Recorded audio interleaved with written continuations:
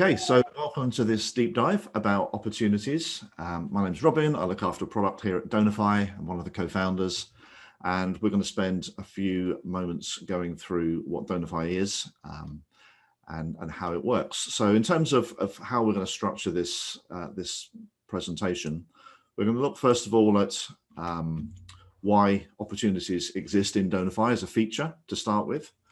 Then we're going to go through how it works, so give you all the all you need to know about where to click and how to get things set up properly, and then we'll talk about the steps you need to take to get started with the opportunities feature in Donorfy. Then we'll cover where you can get some help if you have any questions about it, and you know, then hopefully you'll be able to get on and use this feature and make good use of it. Okay, so why opportunities with Donorfy? So as you all know, working for a charity or an organization that raises funds, there are numerous and varied income streams into your organization. There are those which perhaps are a bit more B2C, business to consumer in their approach. So things like individual giving, events trading, community fundraising, where you've got a mass market, as it were.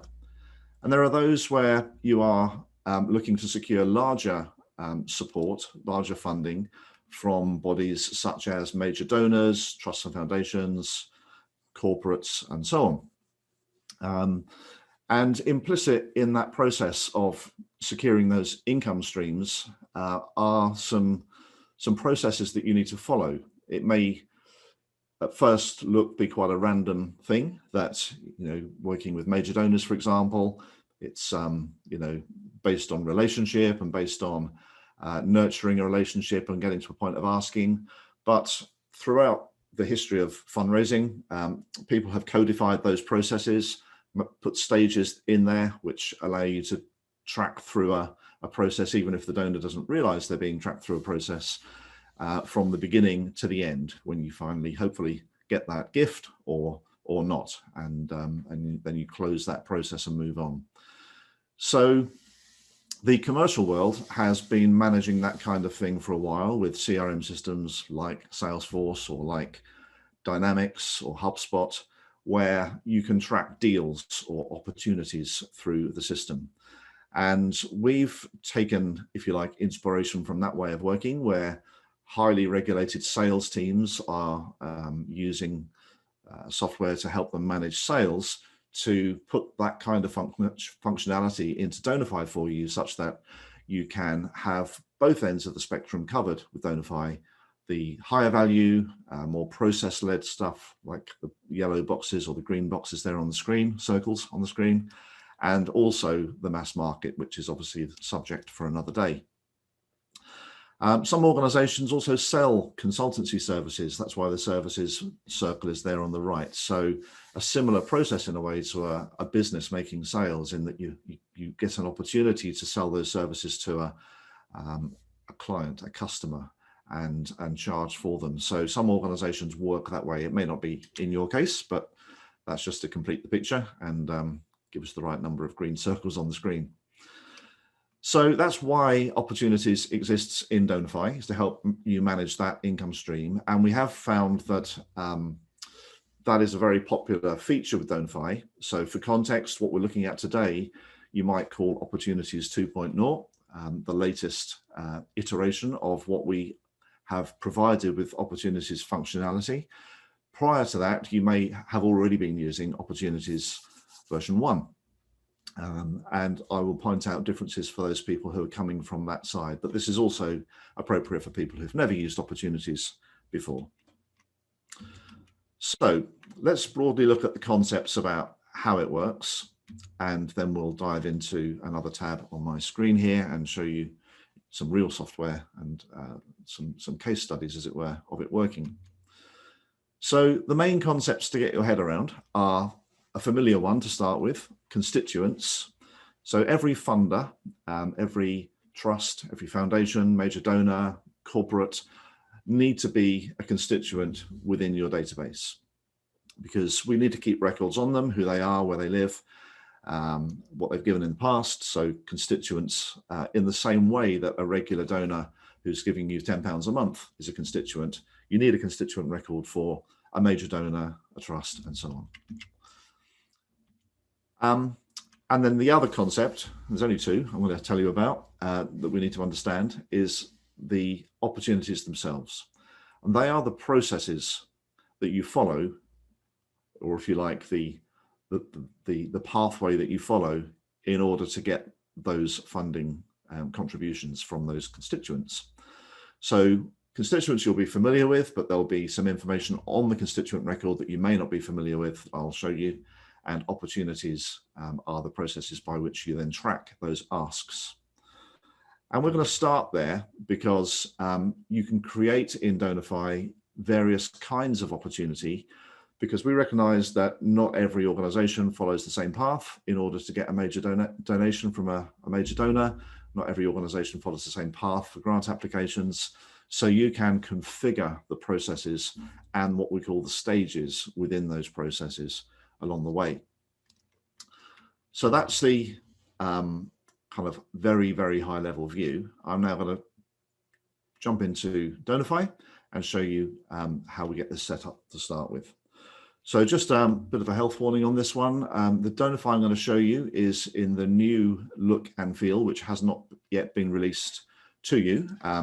We're trying to complete our testing on it at the moment, so you'll be receiving it in a few days, but you're seeing it now on this demo, mainly because we didn't want the demo to look out of date soon after it had been released.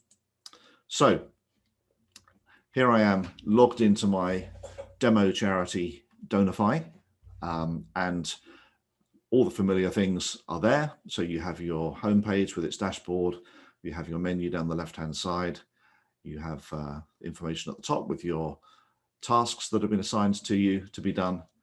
So everything is, I guess, familiar there. And we have the opportunities link on the left-hand side.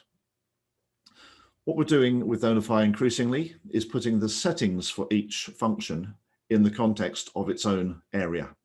So rather than have to go to settings to then set up something to do with opportunities and then go into opportunities to use it, you can do it all from within opportunities. So when I click on the opportunities link on the left-hand side, it's going to show us, in this case, we're focused on the list of opportunities, but there are two tabs, the opportunities tab and the settings tab.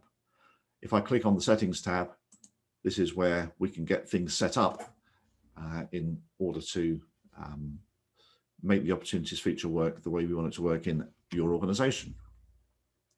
So mentioned earlier that opportunities have the ability for you to create various types of opportunity, and within those types of opportunity for you to determine the stages that those processes go through in order for you to secure the funds.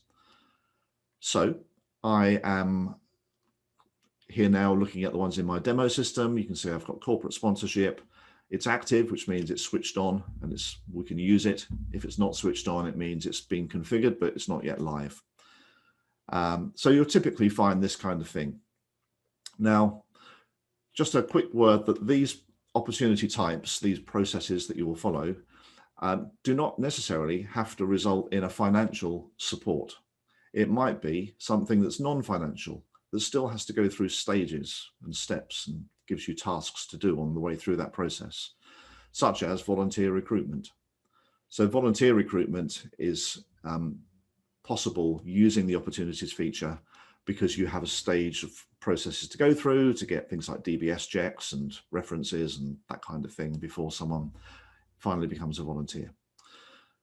So I'm going to open up one that is probably quite common to everybody, which is the opportunity type here called grant application in my demo system, which is set up to describe the stages that grant applications go through.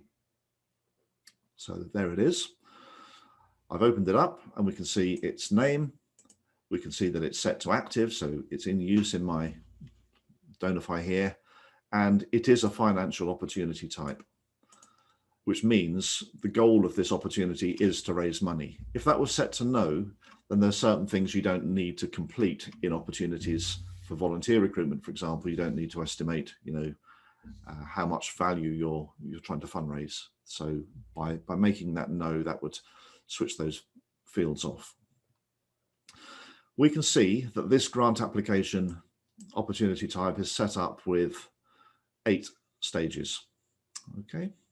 Now, these are stages that kind of come out of the box with Donorfy, but you can modify them and completely start again if you want to, create a new opportunity type and have your own stages. But stage 1 in applying for a grant is gauging interest in my demo system here. I guess that would mean, does this look like a candidate for funding our charity? So that's step 1. Stage 2 is approval. So internal approval, if you like. Yes, we're going to go for it. So it's any kind of rubber stamping that you need internally to say, yes, we're going to do this one. Then spend some time on research, plan, submit. And then you've got 2 stages which represent an outcome, successful or unsuccessful. Self-explanatory, and maybe deferred if nothing happened and you wanted to revisit this opportunity another day, that puts it into a kind of a holding area.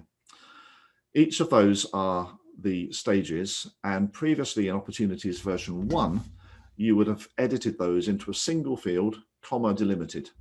So gauging interest, comma, approval, comma, research. And that's how Donorfy used to work with that list of that string of stages, and then use the comma as the divider to offer them in a drop-down box.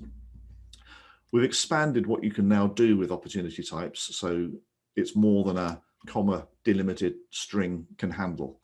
You also remember in that comma delimited string, you put an asterisk at the end of one of the stages, like successful or unsuccessful, to indicate that it's a closing stage. The opportunity comes to an end, closes when it reaches that stage. That is now something we'll find within each one of these. So if I open up gauging interest, we can see its name, which you can edit. Had to look up how to spell gauging. It's not an intuitive word to spell. We have a property here called whether it updates the outcome or not. So what that means is, by moving an opportunity into this stage, does it update the outcome? Well, the answer is no. It doesn't close the opportunity because it's the first stage. So in this case, it's no, but we'll see further down that it does update the outcome. Default forecast percentage. So if you're into forecasting and putting a percentage chance of winning a deal, winning an opportunity onto your opportunities, then what is the default percentage that will be applied to any opportunities of this type at this stage? So you could say a conservative 10% or something is what we're going to say for that. And then this one is a useful management tool, management with a small m, and can help you manage your workflow. Maximum days in the stage. How many days do you want something to hang around in the gauging interest stage before it gives you a nudge to say, come on, this one's overdue? You shouldn't have anything in that column in that stage for any length of time. So that's what that maximum days in stage means, and that can be any number of days from 0 to millions, so that you can control how that works. And then on the right, in this little panel here, we've got tasks, and these are the tasks that will get automatically created and assigned to the fundraiser when moving an opportunity to this stage. So when moving an opportunity to the gauging interest stage, it creates a task to say, cross-check with the board to see if they have any connections. I can expand that. That is assigned to the fundraiser, or it could be a named person. And that task will have a due date on it of the date that the stage was reached plus 2 days in this case. All right. So this is setting up a template. This isn't creating a task itself by us doing this. It's setting up a template that says when any opportunity of this type reaches this stage, then for the fundraiser or for the named person, create a task that says, do this thing. All right. And you can have multiple tasks. So you might see on other stages, such as submit or something like that, we've got 2 tasks. So submit is a default forecast percentage of slightly higher, so 30%, not 10%, because we're further down the track with it. We're allowed 30 days in the stage before it starts nagging us to move it on. And 2 tasks: notify the relationship owner within the charity to that trust that the bid is being submitted, and submit the bid. So the 2 tasks are present there in the kind of template that will be used for creating tasks when an opportunity reaches that submit stage. So you can see there's a lot more now within each stage than there used to be. When it comes to a stage which determines whether it has got a favorable outcome or not, then such as successful or unsuccessful, we can set the outcome. All right. So when moving an opportunity to the successful stage, in this case, it updates the outcome to say positive, or it could say negative or neutral. Now, this is a win as it's successful, so it's going to be a positive outcome. Let's look back at what Opportunities 1 did there and explain why we now do it this way. So Opportunities version 1 had the ability for you to say, with an asterisk after the name of the stage, that by moving it to that stage closed the opportunity. So opportunities are getting closed for good reasons, but also for not so good reasons, like we didn't succeed. And in Opportunities 1, there was never a way to determine whether a closed opportunity had concluded favorably or not. So by allowing you to say whatever you've called that stage, unsuccessful or lost, or, you know, not this time, or whatever you call it, it updates the outcome with positive, negative, or neutral. So we can report on positive outcomes regardless of what you've called those stages in the various kinds of opportunity that you have.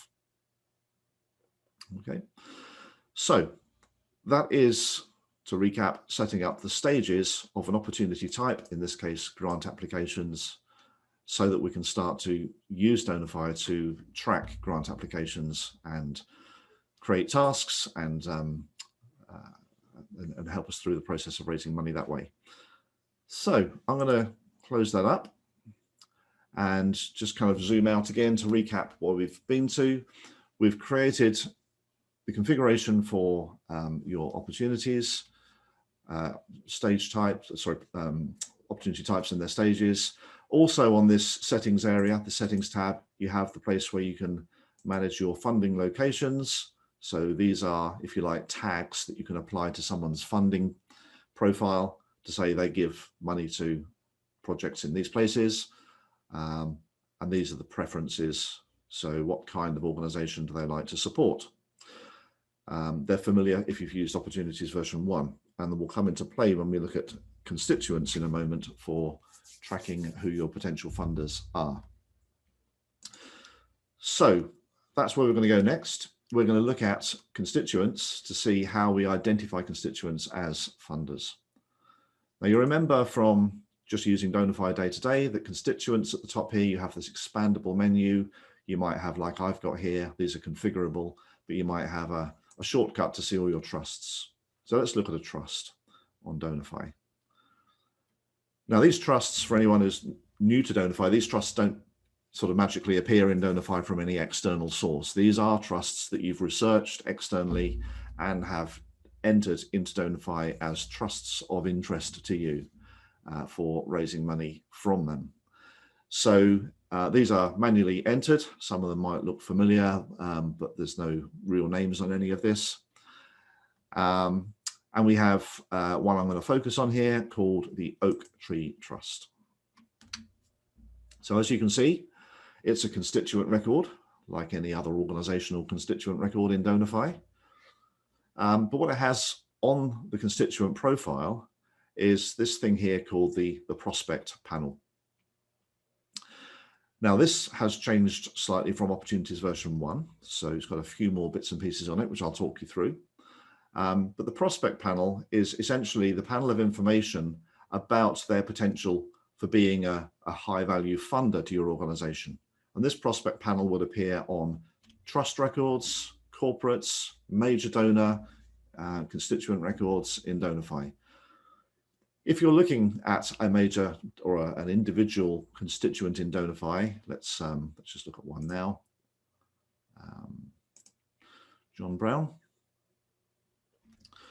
So John Brown is is a constituent here on our Donorfy database. And we, like any other sort of individual giving constituent, we can see his normal things, but we can't see a prospect research panel on there because he's not been identified as a major donor. So to add that panel onto somebody, you go manage and then add prospect info.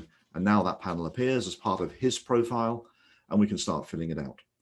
So this prospect panel applies equally to people who are potentially major donors, as well as organizations, trusts and foundations who may give you money. So let's go back to our Oak Tree Trust, because that one's a bit more populated. And scroll down to their prospect page panel here. And we can see it's arranged over 4 tabs, which is an expansion from the previous version 1. Capacity, this is a similar, this remains from version 1. This is the way that you score the capacity, so how much they have to offer. Are they, do they make very large grants or not? So you have this score of 1 to 5. There's no actual numerical delineation on that to say that 3 means they have up to, £500,000 to give away every year or anything like that. This is for you to set a standard within your organization as to what those values mean, but you've got 1 to 5 to play with. Propensity, meaning how likely are they to give to your kind of cause, and connection, how well do you know them? You might have a trustee who knows them very well, in which case connection would be 5 perhaps, but this one is set to 2. Those scores, 3, 4 and 2, add up to the total research score of 9, which out of 15, if you see that they've got 5s, it would be 15, gives you, if you like, a preference score for saying, right, this is a good prospect or this is not such a strong prospect. Then more information about this, what we've researched with this charity. So we're on the research page at the moment. We've researched that they actually meet to discuss funding in January, May and July. So we've tagged them with that. And you can use that tag then for selection in lists. Say, show me every trust who's making their decision in January, and give yourself a bit of a head start on contacting them. Then you've got application interval. So between, they might say don't apply more than once a year. This one has, so leave it 12 months between applications. Next application deadline, just a date you can enter there yourself. Who is the relationship owner? So who is the trustee perhaps, or someone in your organization who knows and has a good relationship with that trust. So Janet, who works for our charity, is the relationship owner. Not necessarily the same thing as the fundraiser. So who's the person within the staff of your charity who's going to be the fundraiser for this organization? And then the gift range, typical gift size from and to. So 15 to 15. So they always give 15,000. Let's just change that to 30,000. More accurate. Suggested ask amounts, total annual giving. This is all from your research, and the funding preferences, those kind of tags we looked at earlier about the places and the kind of organizations they like to support. Then you have some notes. These are now rich text notes where you can underlines and colors and put images in and hyperlinks and all that kind of thing. So that's stored within there, and that's part of the profile. I'm going to save those changes. A couple more tabs to show you through. Attachments, believe it or not, these are the attachments where you can then drop in there any attachment that you like. Okay, so that's, if you like, research documents, PDFs that you've gathered about this person or this organization's giving that you might want to keep, annual reports perhaps, stored here safely now in the database. Solicitation plan, this is a notepad area for you to put some notes in here about what you intend to do with this donor this year, for example. So this is so that if you're producing reports or lists of prospects to show to the board, you might want to put those notes in front of them alongside the organization name to say, we think we can possibly get this kind of funding from this trust this year. Last year we did that, next year we might do even better. So solicitation plan is really your sort of overview plan for how you might approach and solicit this trust for for funds. Then opportunities just shows you a list of the opportunities that we've ever made with this trust. So we've submitted one bid, or it's in the planning stage at the moment, £15,000, 10% forecast, expecting to hear about it at the end of January next year. All right. Now from here, I could start up a new opportunity if we're about to submit another bid to them, which we can do in a moment. Okay, so that's the prospect information sitting here on a constituent record. The research is probably the most comprehensive area, then your attachments, your solicitation plan, and your opportunities visible from within it. Okay, so that's what the constituent looks like. We're now going to go through the process of applying for a grant from this trust. And that means creating an opportunity. Now, we can do that from a number of places. The orange add button at the top of the screen here is always a place where you can add anything, including opportunities, and it offers you the various opportunity types that we are talking about up there, the ones that we have defined in our system. And I could just go add grant application. And because I'm sitting on the Oak Tree Trust record, it was assume it's for them, but it could be that you change it to somebody else. So you can add an opportunity through there. You can also go down here, as you saw just now, in the Opportunities tab and add an opportunity from within here. Or if you want variety, you can go to the Opportunities menu on the left-hand side. That's taking us into a view of all the opportunities, and I can now just add a new one from here. Now, it doesn't know who it's for anymore, so I'd have to repeat that information, but I'll just choose Add a Grant Application, and now we're creating a new opportunity here in Donorfy. First thing it wants to know is who is the prospect, who's the person or organization that we're asking for money from. So I'm going to go and find our Oak Tree Trust. There it is, and that's them. I can reveal the research information at this point if I like, just to remind myself of what we think they might give to us. Close it back up again. So that's the constituent related to this opportunity. The contact related to this opportunity is a named person, perhaps, within the Oak Tree Trust. So if I find a connection, it's going to show up anyone who's already connected to the Oak Tree Trust. So Jessica Jones here is a named contact in the Oak Tree Trust in their constituent record and their connections. And there's the selection of her. So for the purposes of this grant application, we're talking to Jessica Jones from the Oak Tree Trust about securing a grant. Now the details of the grant itself, we put description on it. Now it has a default description of grant application, which is kind of obvious because that's the opportunity type, but I'll say grant application for a new minibus, and I will choose who the fundraiser is. So the fundraiser is Jenny, and how much are we asking for? Well, it's a £15,000 grant that we're after, because that's what our research has led us to think would be a good amount to ask for from their particular fund that they are offering out. And then what's the current stage? So the current stage is gauging interest. And if you remember, in the specification of our opportunity type grant application, gauging interest was the first stage. Now you could, if you want, jump in at any stage and start from wherever, but given this is a linear process from gauging interest to the end, we'll let it stay with gauging interest for now. Now, campaign, this is the heading. You can kind of use this for your own purposes really, but this might be a campaign for that minibus, or it might be a campaign that you call General Trusts and Foundations Fundraising 2020. It's up to you, but it's a way for you to group together different applications under one campaign, so you can measure the whole thing at once, or measure them campaign by opportunity by opportunity. So I'm going to choose a campaign called Trusts and Grants. I haven't even put 2020 on it, but that might normally have a year on it. And then the next code, the next drop-down list is the fund.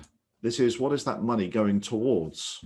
So your campaign might have been General Campaign 2020 for Trusts and Grants, but you might have 4 fund areas that you're raising money for: minibuses, music, roof fund, and something else, the new wing fund.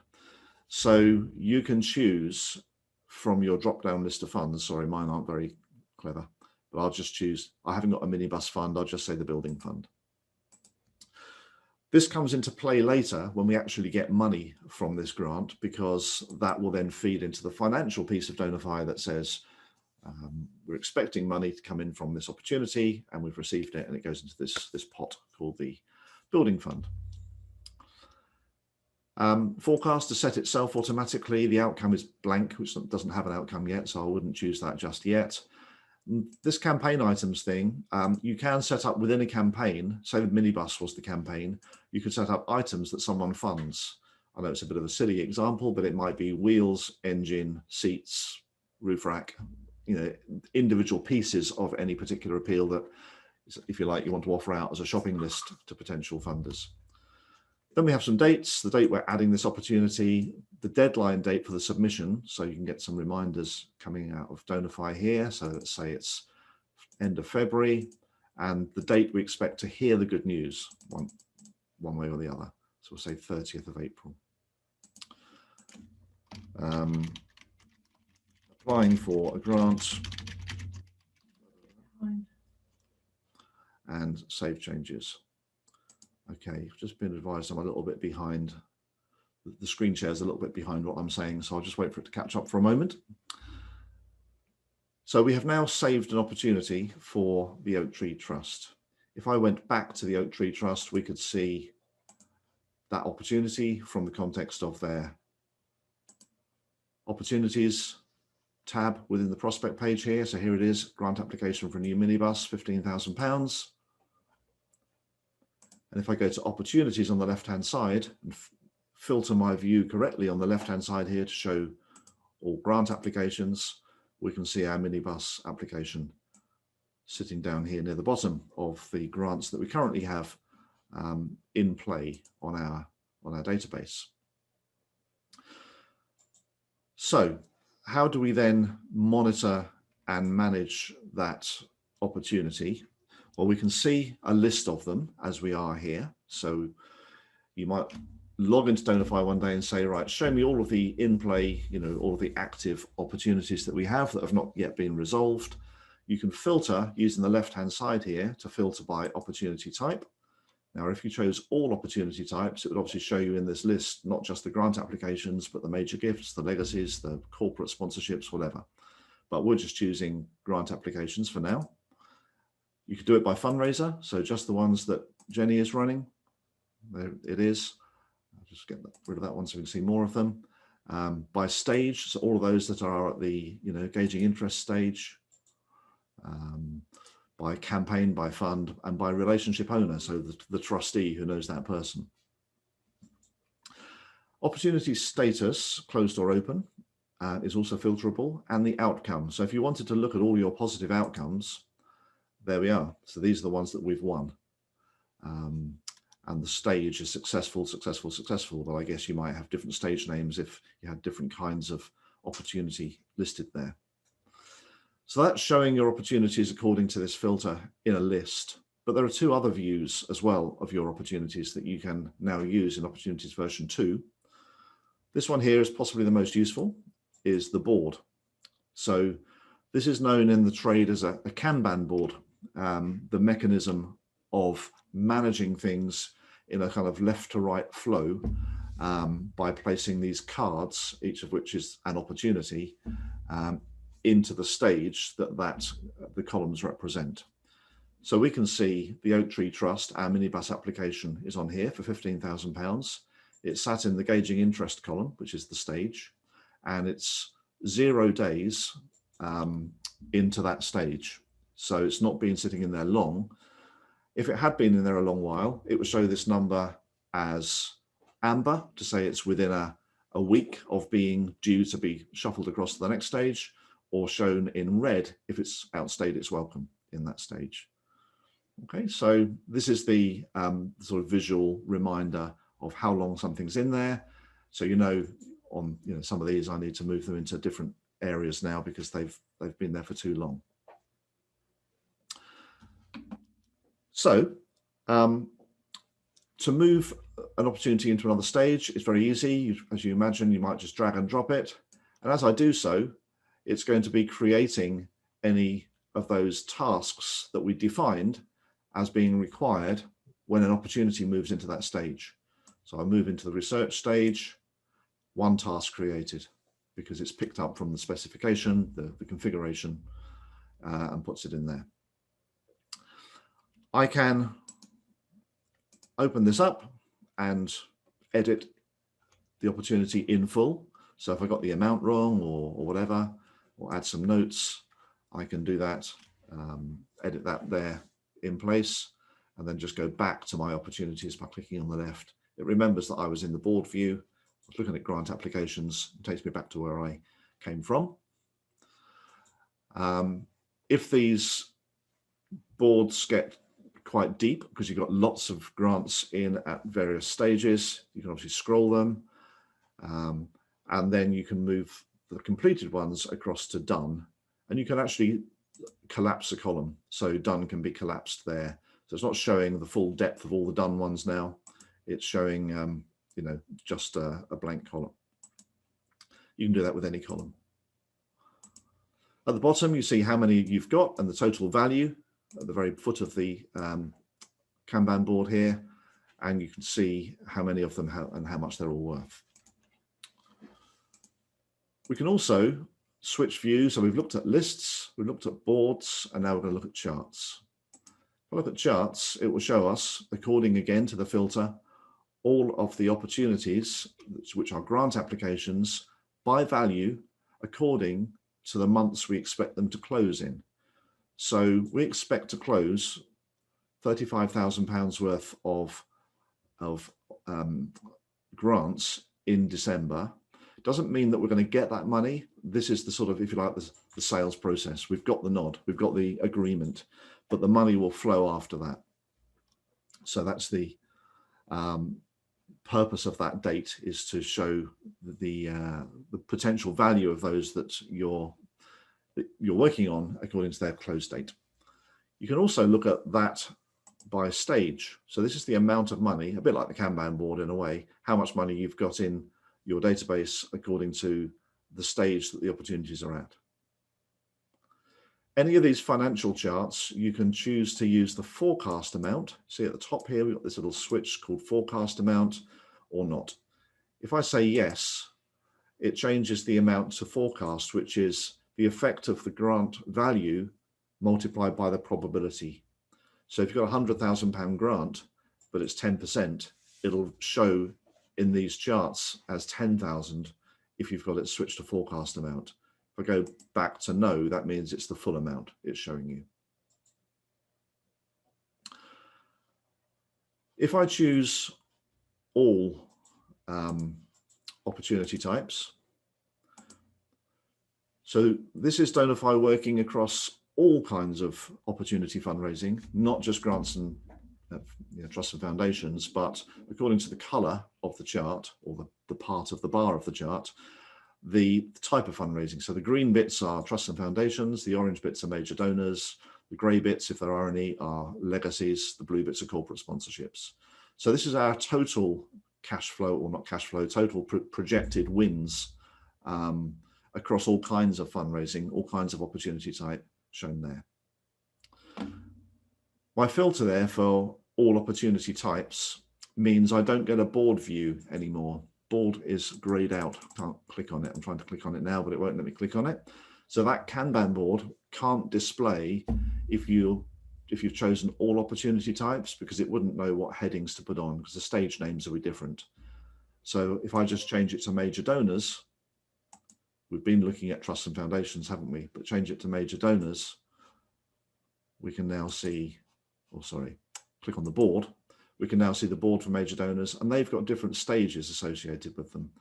So the art of major donor fundraising is it uses a different workflow, a different set of stages. And that's why you can't mix the board. Otherwise you get dozens of columns that don't really belong together. Okay, so that's three views: list, board, and charts.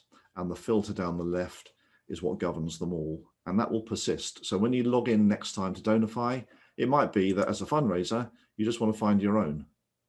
Am I on here somewhere? Yes, I am. So this view is all opportunities that I'm working on. So I've got a corporate one here and a major donor one. This is my workload.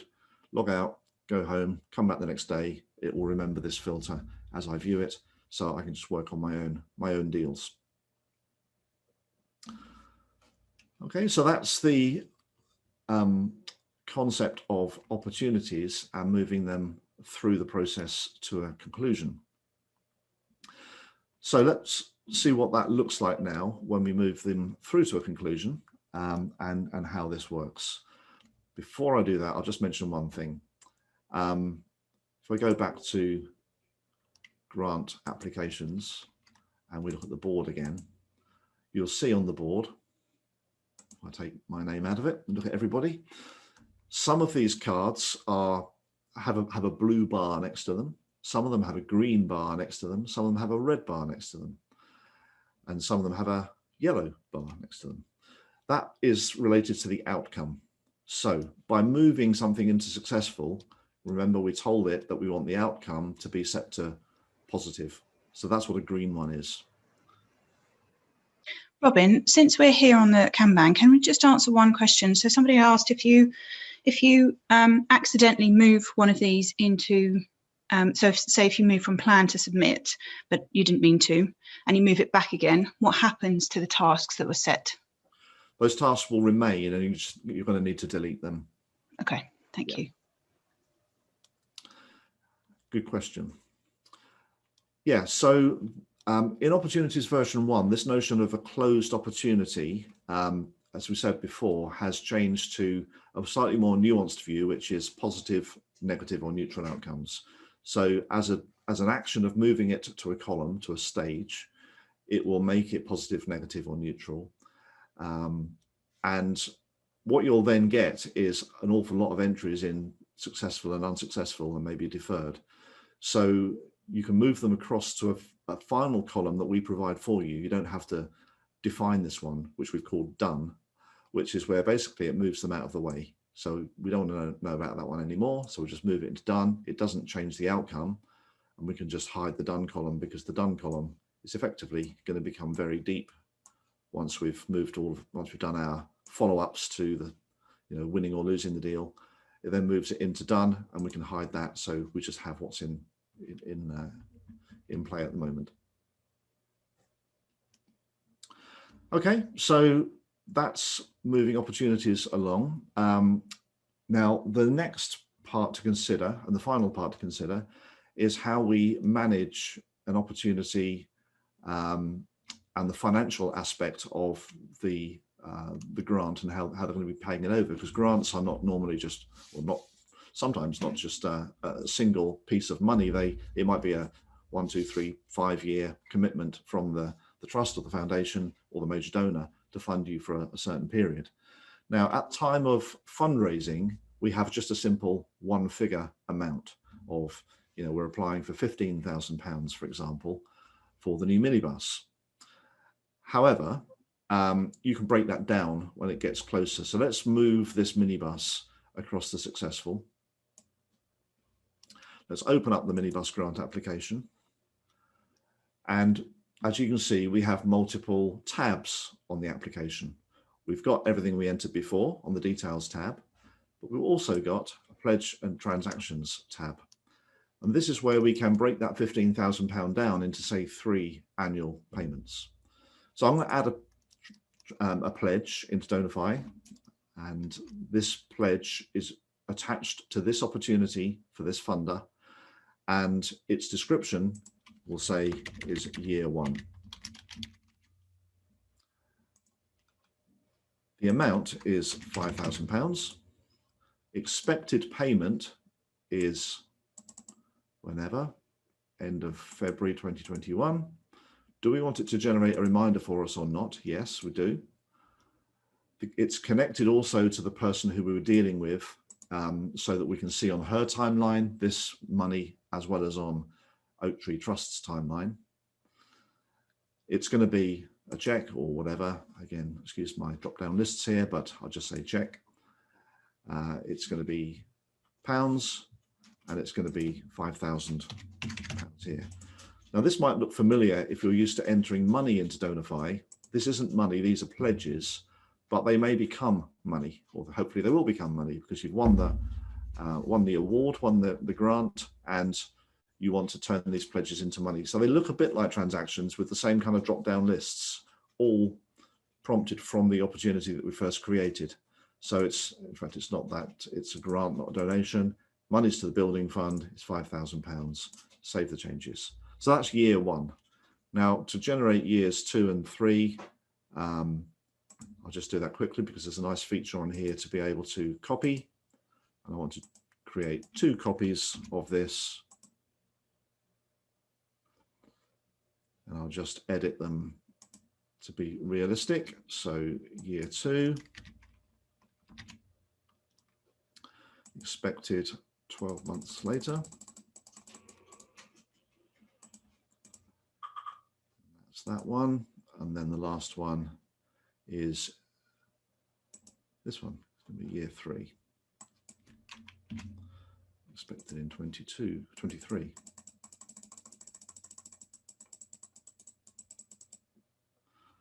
Okay.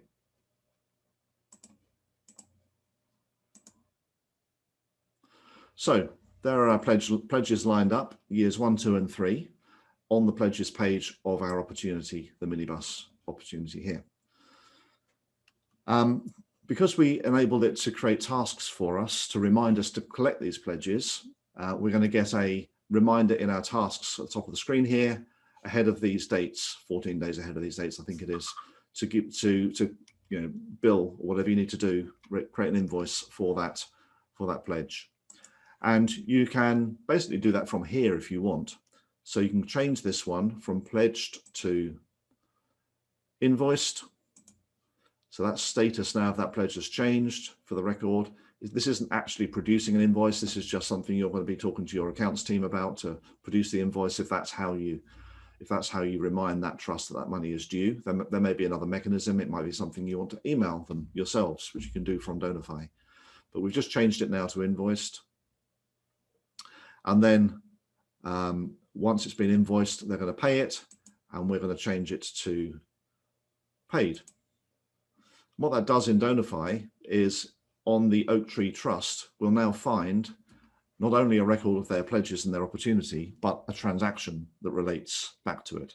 So if I go back to Oak Tree Trust, constituent record, in the way that you know how to do from using Donorfy generally, go to the timeline, we'll find those pledges are in there. I've done a few pledges for this charity in the past, so excuse that one, but here we go, £5,000 transaction, which is the grant application for a new minibus. All right, so we have the money on their record, and that is now forming part of their overall giving stats, which, by the way, is due for an overhaul soon. You'll see a whole new range of information up here relating to giving stats, which you didn't see before. Okay, and if we go back to the opportunity, whichever way we want to, and go to the minibus, we can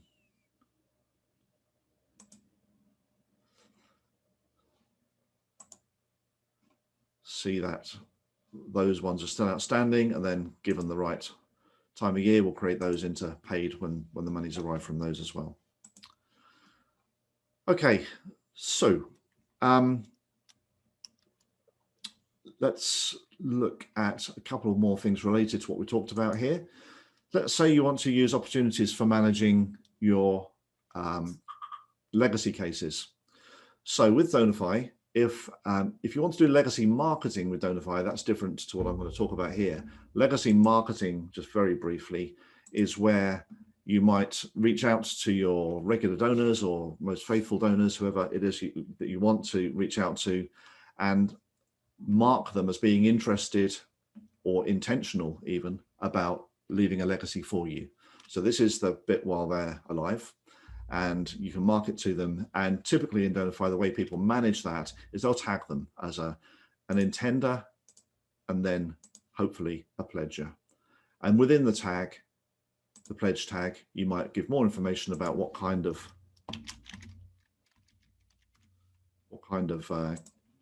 legacy it is and the approximate value. So this person's offering a £20,000 pecuniary legacy. Okay, so let's then say that you want to manage the process of the legacy. Let's say this person is deceased. So what we'll do is archive this constituent and deceased.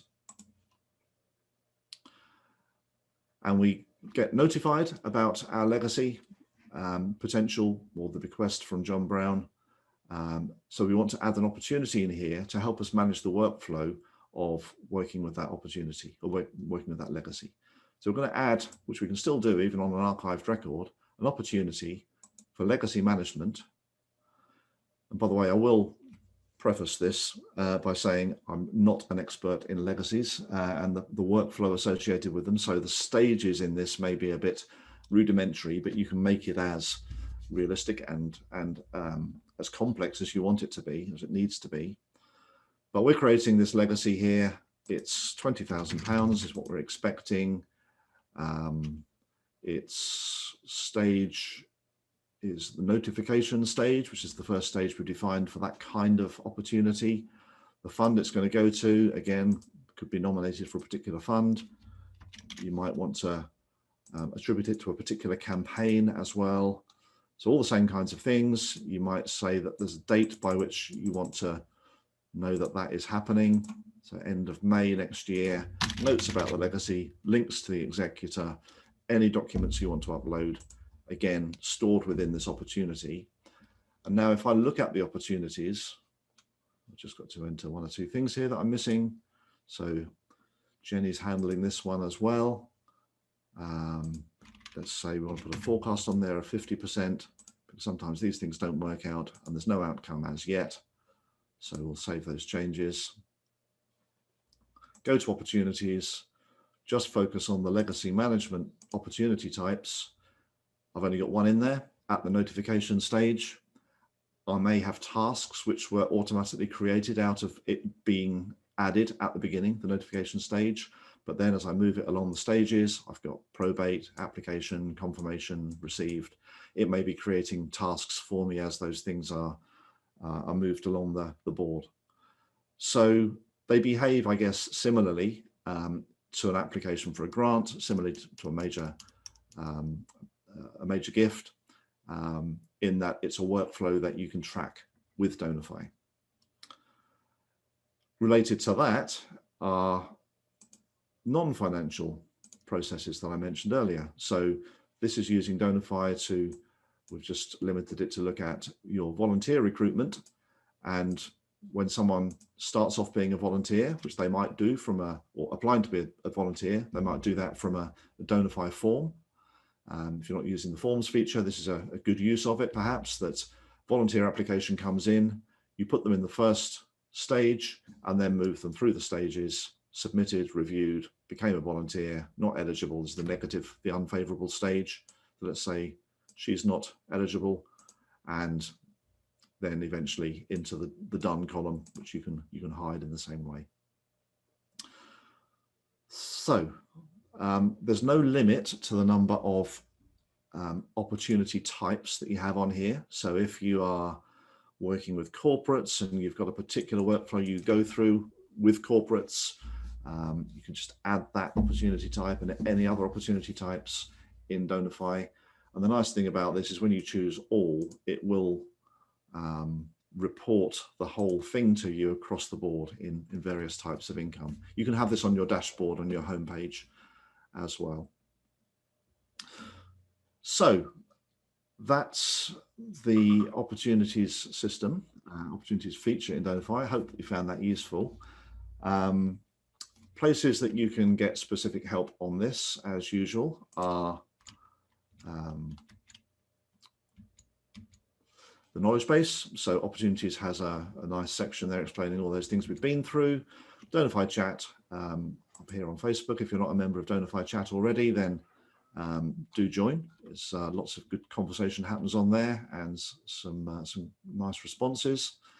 And also, of course, create a support ticket for us if you have a specific question that you would like answered or a particular problem with it. One last note, for those who are using Opportunities version 1, we have, you probably noticed, converted your data into Opportunities version 2. And if you have any questions about how that was done or any assumptions made on that, then do get in touch. We'd be happy to answer that. But yeah, that's they are ongoing. So thanks for watching.